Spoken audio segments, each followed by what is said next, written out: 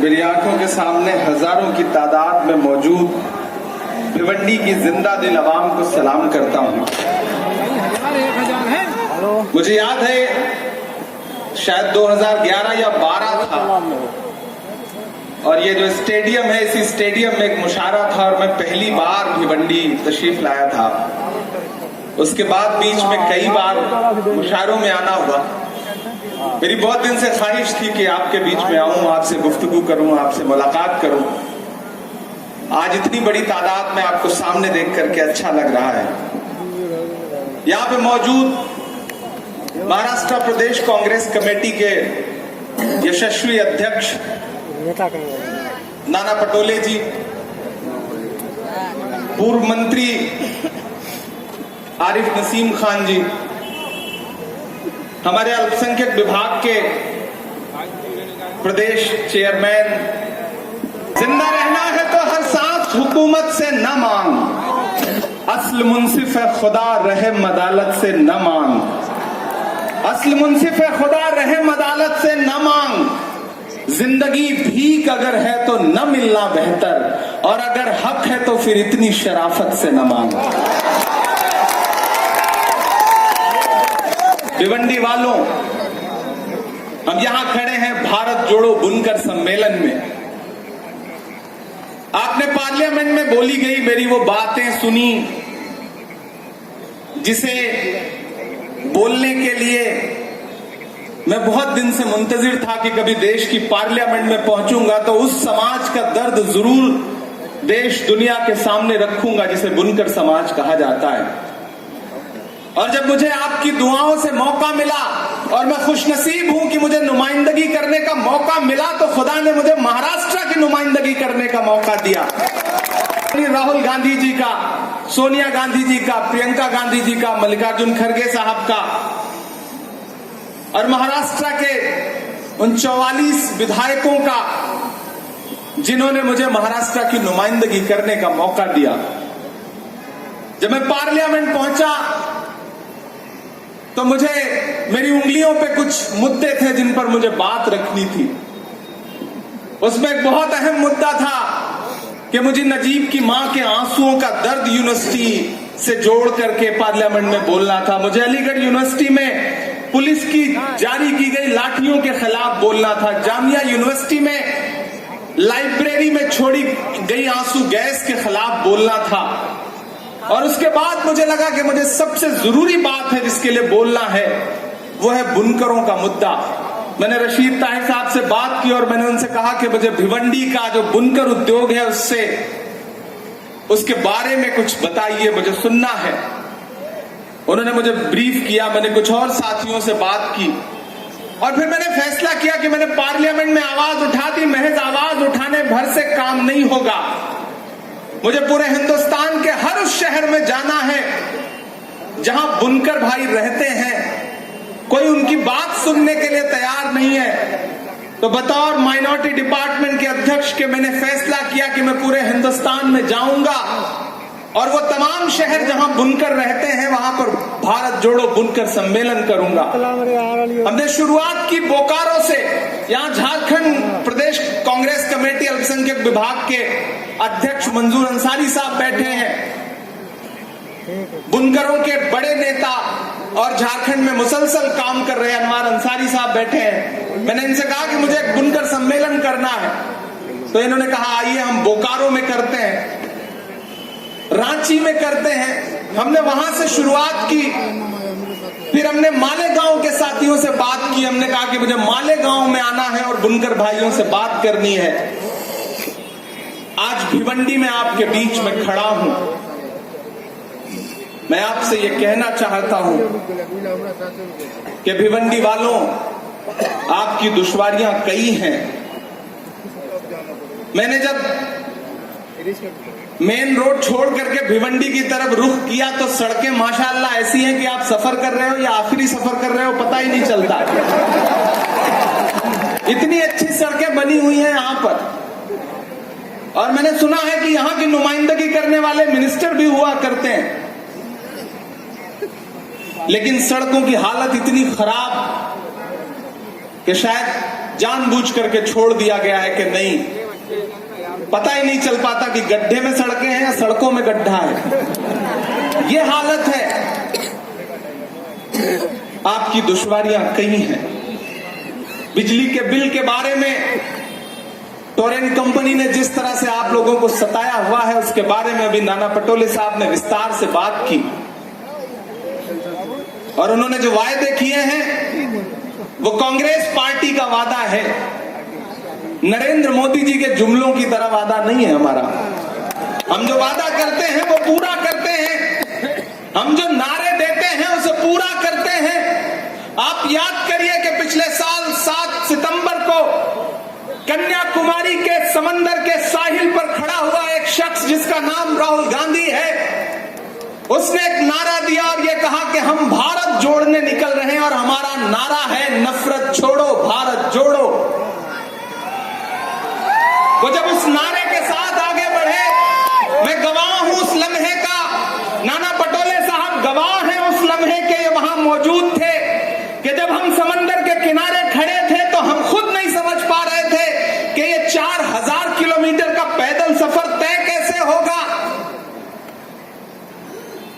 लेकिन भिवंडी वालों, जब वो काफिला चला जो मोहब्बतों का काफिला था, तो फिर तमिलनाडु से केरल, केरल से आंध्र प्रदेश, आंध्र प्रदेश से कर्नाटक, कर्नाटक से तेलंगाना, तेलंगाना से महाराष्ट्र होता हुआ ये काफिला कश्मीर तक जब पहुंचा है, तो वो भारतीय जनता पार्टी जो रोज राहुल गांधी के बारे में सुबह शाम व्हाट्सएप पर कचरा परोसती रहती है, लोगों के जहनों में राहुल गांधी के खिलाफ नफरत परोसती रहती है, उस भारतीय जनता पार्टी के पास मुद्दे नहीं बचे थे राहुल जी पर बात करने के लिए। वो बात किस पर कर रहे थे? भारतीय जनता पार्टी के ऑफिशियल ट्विटर हैंडल पर क्या पोस्ट किया गया? राहुल गांधी की टी शर्ट पोस्ट की गई और उसका रेट पता कर रहे थे भाजपा वाले। यात्रा और आगे बढ़ी तो फिर क्या कि राहुल गांधी के दाढ़ी के बाल तो सद्दाम हुसैन से मिलते हैं, उनकी दाढ़ी में कितने बाल हैं, दाढ़ी के बाल गिन रहे थे। लेकिन वो शख्स चला तो अकेला था। लिबास क्या था? एक सफेद कलर की टी शर्ट और एक ट्राउजर और एक जूता। लेकिन आप यकीन करें भिवंडी वालों कि उस शख्स की सादगी में, उस शख्स की जिद में इतनी ताकत, इतनी कुव्वत थी कि जैसे जैसे वो काफिला आगे बढ़ रहा था वैसे वैसे लग रहा था कि हां, मुल्क में नफरतें कम हो रही हैं। मैं गवा रहा हूं उस यात्रा का, और हमने इस सम्मेलन का नाम भारत जोड़ो इसीलिए रखा क्योंकि मैं उन लम्हों का गवा रहा हूं। मुझे याद है कि जब यात्रा कर्नाटक में थी, मांड्या एक जगह है, बेल्लारी और मांड्या के बीच में थी यात्रा, तो मैं एक ऐसा वाकया सुनाता हूं कि एक 80-82 साल की बुजुर्ग अम्मा उस यात्रा के जिधर से गुजर रही थी उस सड़क पर खड़ी थी। लाखों का हुजूम था राहुल गांधी के साथ। उन्होंने अपने हाथ में खीरा ले रखा था, खीरा, ककड़ी जो आप खाते हैं, हम आप खाते हैं, उनके हाथ में 2-3 खीरा था। तो वहां के जो लोकल पत्रकार थे जो वहां की जबान में उनसे उन्होंने सवाल पूछा कि अम्मा आप इस यात्रा में क्या करने आई हैं? तो उन्होंने कहा कि बेटा मैं राहुल गांधी को देखने आई हूं और उसके लिए खीरा लेकर के आई हूं। मैं चश्मदीद हूं उन लम्हों का, इसलिए ये बात आपको बता रहा हूं। तो लोगों ने पूछा कि खीरा लाने का क्या मतलब है? तो उस अम्मा ने कहा कि बेटा इसकी दादी ने, यानी कि इंदिरा गांधी ने जब भूमि सुधार कानून लागू किया था तो मुझे एक टुकड़ा जमीन मिली थी, ये खीरा उसी जमीन का है, मैं उसको देने के लिए लाई। हमने वो लम्हे देखे इस यात्रा के दौरान, और 4.5 महीने बाद 4000 किलोमीटर का सफर तय करके यात्रा जब कश्मीर पहुंची तो वो नरेंद्र मोदी जी जो कहते थे कि राहुल गांधी तो शहजादा है, राजकुमार है, अमित शाह जी कहते थे कि राहुल गांधी तो शहजादे हैं, राजकुमार हैं। मैं आज यहां खड़ा होकर के उनसे कहना चाहता हूं कि प्रधानमंत्री जी, गृह मंत्री जी, आप जिसे शहजादा कहते थे, आप जिसे राजकुमार कहते थे, उसने एक टी शर्ट में हिंदुस्तान की सड़कों की धूल फांकी हिंदुस्तान के लोगों का दर्द समझने के लिए। और आप क्या करते रहे? आप 10 लाख का सूट पहन करके अपने उद्योगपति दोस्तों को गले लगाते रहे। आज इस देश में जो काम प्रधानमंत्री को करना चाहिए वो राहुल गांधी कर रहे हैं। मणिपुर में पिछले 4 महीने से सैकड़ों लोग मारे गए हैं, घर जलाए जा रहे हैं, लेकिन बोल कौन रहा है? वहां उनके आंसू पोंछने के लिए कौन गया? राहुल गांधी। प्रधानमंत्री जी नहीं गए। ट्रक ड्राइवरों के साथ राहुल गांधी खड़े हैं। यूपीएससी की तैयारी करने वाले छात्रों के साथ राहुल गांधी खड़े हैं। फर्नीचर बनाने वाले लकड़ी के कारोबारियों के साथ राहुल गांधी खड़े हैं। किसानों के साथ धान रोपते हुए राहुल गांधी खड़े हैं। यह है राहुल गांधी के भारत जोड़ने का मिशन। और उस मिशन के साथ मैं यहां पर आपसे खड़ा हूं। हम नारे, झूठे नारे नहीं देते, हम जुमले नहीं देते। भाजपा ने नारा क्या दिया? बहुत हुई महंगाई की मार, अब की बार मोदी सरकार। याद है ये नारा? जी।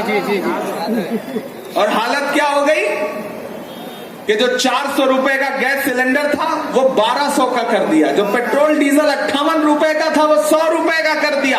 आटा, चावल, दूध, दही, पनीर, छाछ, लस्सी, यहां तक कि पेंसिल तक पर जीएसटी लगा दी। भारतीय जनता पार्टी की सरकारें वो सरकारें हैं कि जो अपनी आइडियोलॉजी की फिल्मों पर टैक्स माफ करती हैं और कफन पर जीएसटी लगाती हैं। यह है भारतीय जनता पार्टी की असलियत। और कल उन्होंने क्या किया? अपने ट्विटर हैंडल पर, ऑफिशियल ट्विटर हैंडल पर राहुल गांधी का एक पोस्टर लोड किया और उसमें 10 सर लगाए और ये लिखा कि राहुल गांधी तो रावण है।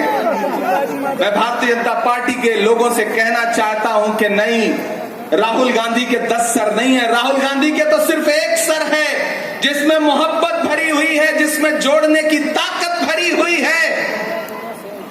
ये जो पोस्टर आपने जारी किया है, दरअसल ये आपकी सोच है। आप एक सर से महंगाई बढ़ा रहे हैं, एक सर से उद्योगपतियों के कर्जे माफ कर रहे हैं, एक सर से गरीबों को लूट रहे हैं। इतने सारे जो सर हैं दरअसल वो आपके हैं, राहुल गांधी के नहीं हैं। भिवंडी वालों, मैं यहां आपके सामने खड़ा होकर के ये कहना चाहता हूं कि ये जो बुनकरों का मुद्दा है ये बहुत जरूरी मुद्दा है। इस सरकार ने पिछले 7, 8, 9 साल में बड़ी साजिश करके आपके हाथ में जो छोटे छोटे कारोबार थे उनको प्लान करके बर्बाद किया। चाहे बुनकर उद्योग हो, चाहे सहारनपुर का लकड़ी का काम हो, चाहे मुरादाबाद का पीतल का काम हो, या फिर रामपुर का ताले का कारोबार हो, या अलीगढ़ का ताले का और रामपुर का चाकू का कारोबार हो। इन तमाम कारोबार जो आपके हाथ में थे, जिनकी वजहों से आप अपने हाथ के हुनर से 4 पैसा कमाते थे, किसी के सामने हाथ नहीं फैलाना पड़ता था आपको, उन तमाम उद्योगों को प्लान करके, साजिश करके बर्बाद किया इस हुकूमत ने। लेकिन हम आपसे वादा करते हैं कि अब ज्यादा दिन नहीं बचे हैं इस सरकार के। 2024 में निजाम बदलने जा रहा है, हुकूमत बदलने जा रही है। और हुकूमत बदलेगी तो नाना पटोले साहब ने आपसे वादा किया है, मैं भी आपसे वादा कर रहा हूं कि आपके लिए अपनी सरकार से भी लड़ना पड़ेगा, तो लड़ करके भिवंडी के लोगों के लिए वो तमाम चीजें मुहैया करवाई जाएंगी जो इस उद्योग को सहारा देंगी। भिवंडी वालों, मुल्क एक मुश्किल दौर से गुजर रहा है। मैं दिल्ली से आया हूं और आपने देखा होगा कि हाकिम इस बीच कुछ ज्यादा ही परेशान है।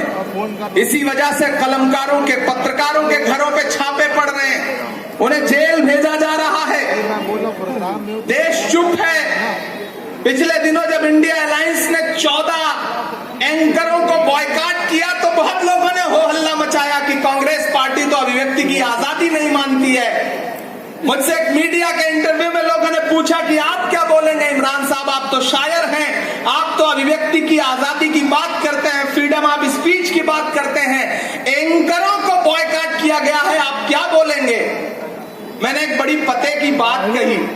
मैंने उनसे कहा, मेरे भाई, अगर पत्रकारों को सरकार बैन करे तो यह पत्रकारों के लिए गर्व की बात होनी चाहिए थी, लेकिन अगर एंकरों को विपक्ष बैन कर रहा है तो फिर ये आपके लिए सोचने का मकाम है कि आप कौन सा